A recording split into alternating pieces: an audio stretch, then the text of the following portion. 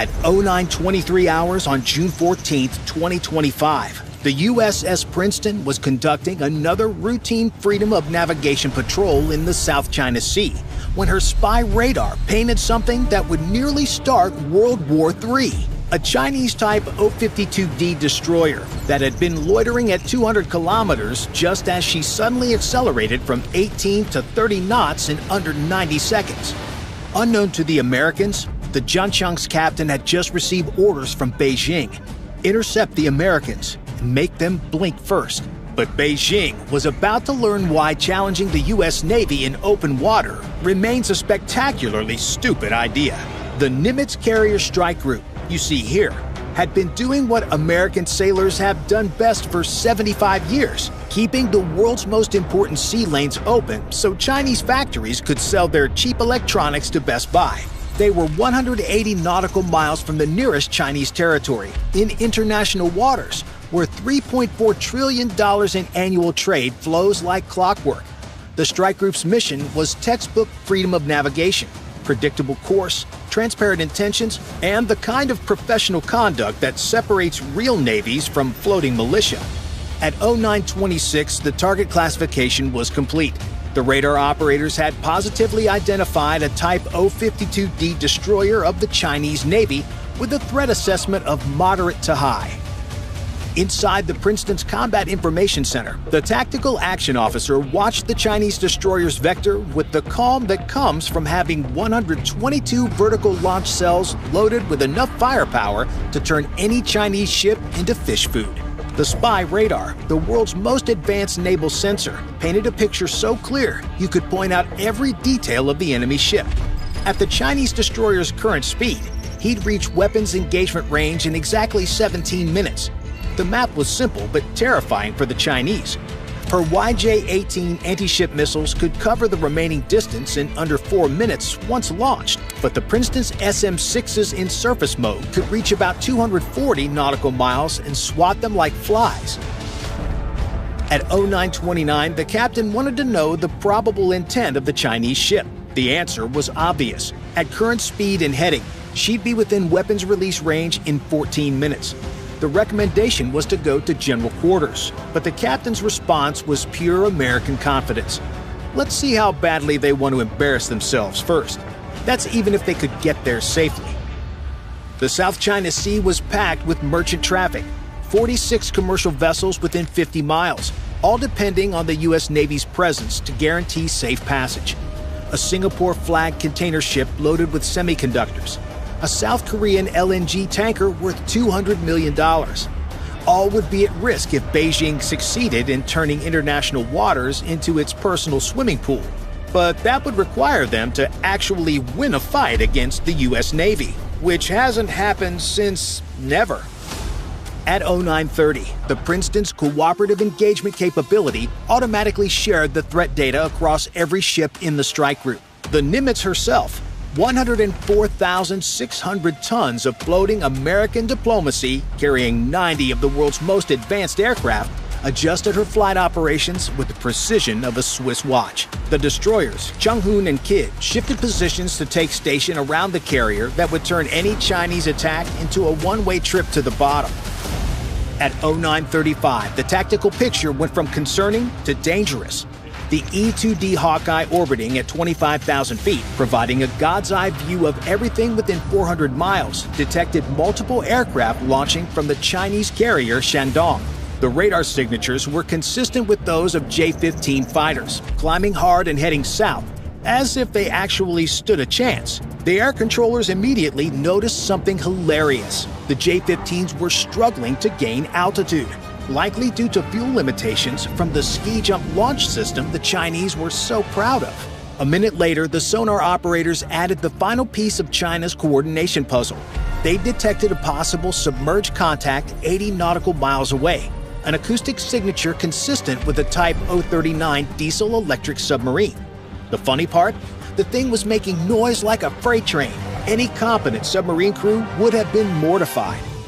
The Chinese weren't just being aggressive, they were orchestrating a multi-domain intimidation campaign with equipment that belonged in a museum. Surface ships from the 1990s, carrier aircraft that couldn't carry a full weapons load, and submarines so loud they might as well be broadcasting their position on AM radio. It was textbook bullying, the kind that only works if your target is too weak or too scared to fight back. Unfortunately for Beijing, they'd just challenged the wrong Navy in the wrong ocean. The U.S. Navy had been perfecting blue water dominance since 1914, and these Chinese forces were about to receive a free lesson in why the American Navy reigned supreme. By 0937, the USS Nimitz flight deck erupted into controlled chaos that only American carriers have truly mastered. FA-18E Super Hornets from BFA-14 Top Hatters rocketed off the catapults at 45-second intervals, a ballet of precision that Chinese carriers, dependent on inefficient ski jumps, could only dream of matching. Steam billowed from the catapult tracks as American naval aviation did what it does best: project power. The 1st Division of Super Hornets climbed through 15,000 feet, their AN/APG-79 ASA radars already painting the incoming J-15s at maximum range. The technological mismatch was almost unfair. The APG-79's 1,100 transmit-receive modules could track dozens of targets simultaneously, while the J-15's mechanically scanned radar swept back and forth like a lighthouse, broadcasting its position to anyone listening. The J-15s were struggling for altitude, a painful reminder of the Shandong ski jump limitations. Without catapults, they launched with reduced fuel and weapons loads. They were climbing hard to gain an energy advantage, but burning fuel at a faster rate. Meanwhile, the American fighters, launched at full combat weight, had fuel to spare and carried hands rated E for everyone. However, the weapon and fuel loadout was just the advantage the Chinese could physically see. Every F-18 was connected via Link 16, sharing sensor data in real time. When one aircraft saw something, they all saw it. Chinese pilots, meanwhile, relied on voice commands and individual sensors, like fighting a network team while blindfolded. The technological gap wasn't measured in years, but decades. The E-18G Growlers entered the fight without firing a shot. These electronic warfare variants carried ALQ-99 jamming pods that could fry enemy electronics from 100 miles away. As they established their jamming orbits, Chinese communications began to fragment. On Chinese radar screens, ghost contacts multiplied. American fighters appeared and disappeared, multiplied and merged. What looked like 4 F-18s became 12, then 20. Radar locks broke and reformed constantly. The J-15 pilots found themselves fighting phantoms while real threats maneuvered unseen. The Americans executed a tactical spread called the Wall, a defensive formation perfected over decades. A high cap at 35,000 feet, medium at 25,000, and low at 15,000. Multiple overlapping engagement zones, mutual support, and nowhere for the Chinese to go without entering someone's weapons envelope. The Americans had the Chinese in a vice 3 times over. The Chinese formation, by contrast, remained bunched, a necessity when your data links can't support distributed operations. They had to maintain visual contact to coordinate, making them predictable and vulnerable.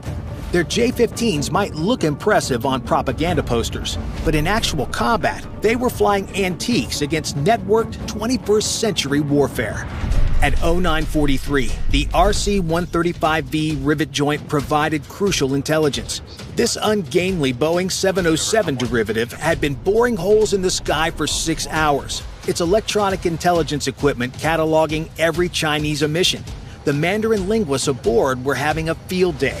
Dark Star confirms Chinese pilots requesting permission for aggressive maneuvers. Repeat, they're asking for clearance to buzz our ships.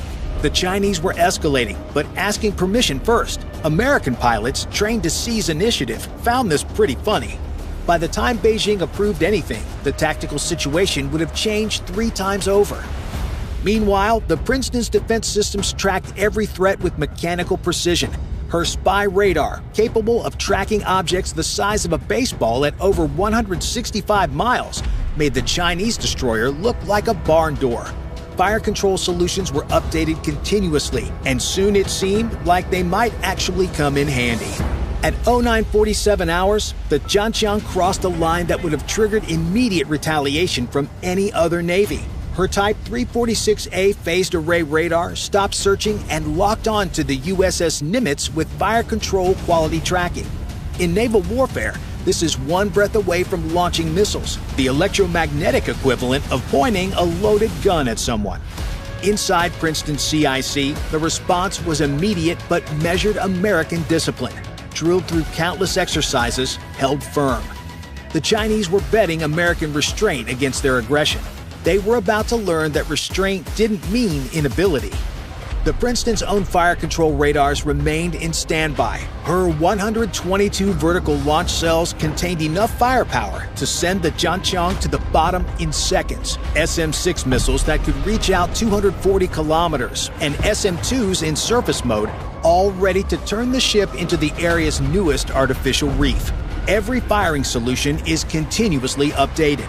The Chinese destroyer was at risk from multiple systems, from multiple angles, with zero chance of survival if this situation escalated. The fire control lock persisted for exactly 30 seconds, long enough to claim they could have attacked, not long enough to trigger American self-defense measures. It was choreographed aggression, but against the wrong opponent. The Princeton's crew documented everything: timestamps, signal characteristics, and bearing data. Information that would be quite useful in a real shooting war. But despite the Chinese ship stopping its illumination, things were far from over. In the air, a J-15 pilot decided to demonstrate his own recklessness. Breaking from formation, he dove toward an F-18 with what fighter pilots call a thump, an aggressive close pass meant to intimidate.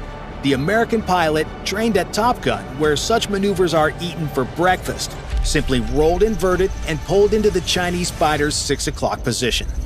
For 3 seconds, the American had a perfect firing solution. His helmet-mounted display showed the Chinese fighter's engines glowing hot in infrared. One squeeze of the trigger would send an AIM 9X Sidewinder straight up the J-15's tailpipe. He didn't squeeze. Professional discipline held. The moment passed, but the Chinese still had one trick up their sleeve. The Chinese escalation reached its peak when the submarine made its move. The Type 039 diesel-electric boat had been creeping closer, using the layer depth to mask its approach. At 0951, it made a critical error, raising its snorkel to recharge batteries. Teo, sonar, subsurface contact, bearing 159, range 15,000 yards. Contact is snorkeling. Classified as probable Type 039. He's making noise like a freight train. The submarine captain either didn't know or didn't care that the Princeton's SQQ-89 sonar suite had been tracking him for the past hour. The ship had its acoustic signature catalog, its position fixed to within meters. If this went kinetic, he'd have about 12 seconds to contemplate his life choices before an ASROC turned his boat into fish food. The tactical picture had become a textbook study on how not to conduct naval operations. Chinese forces had positioned themselves in a box: carrier to the northwest, a destroyer to the west, and a submarine to the southwest. If shooting started, none of them would survive the first 5 minutes. And the Americans were about to show them exactly how that would go down. At 14:30 hours, the USS Nimitz launched everything that could fly. 48 aircraft roared off her deck in the largest single-carrier display of air power in years. Super Hornets loaded with live weapons, EA-18G Growlers carrying electronic warfare packages that could black out a city, E-2D Hawkeyes commanding the electric high ground. The afternoon sky turned dark with American aircraft. The Growlers went to work first. Their ALQ-99 pods operating at full power turned Chinese radar screens into modern art. False contacts appeared by the hundreds. Real aircraft vanished into electronic noise. The Shandong's air defense picture looked like someone had thrown paint at the screens. Chinese controllers couldn't distinguish real threats from ghosts. Everything was a threat. Then came the submarine. A Virginia-class attack submarine that had been shadowing the Chinese formation for 8 days. Silent, invisible, patient. At 15:47, she surfaced 6 nautical miles from the Shandong, close enough for Chinese lookouts to see her black hull with their Mark I eyeballs. The psychological impact was devastating. 8 days of undetected operations, their entire anti-submarine screen, helicopters, sonobuoys, and hull-mounted sonar had failed to detect